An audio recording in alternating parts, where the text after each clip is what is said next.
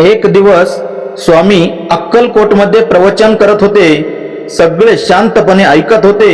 तेवढ्यात स्वामी म्हणाले, तुम्ही देव शोधता, पण देव तुमच्या घरातच असतो.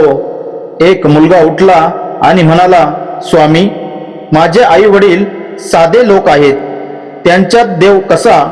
स्वामी हसले. त्यांनी त्या मुलाला बाहेर बोलावलं. स्वामी म्हणाले, तुझ्या वडिलांच्या पायात चपला आहेत का? मुलगा म्हणाला, नाही स्वामी, त्यांनी मला नवीन चपला घेतल्या. स्वामी विचारतात, आणि तुझ्या आईचे हात? मुलगा गोंधळला. काम करत करत कायम खरबरीत झाले.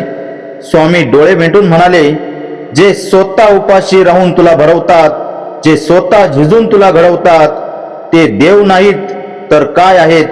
मुलाचे डोळे पाणावले. स्वामी शेवटी म्हणाले, आई वडिलांच्या पायांना हात लावणं हेच खरं देवदर्शन आहे. देव शोधू नका, आई वडिलांकडे पहा.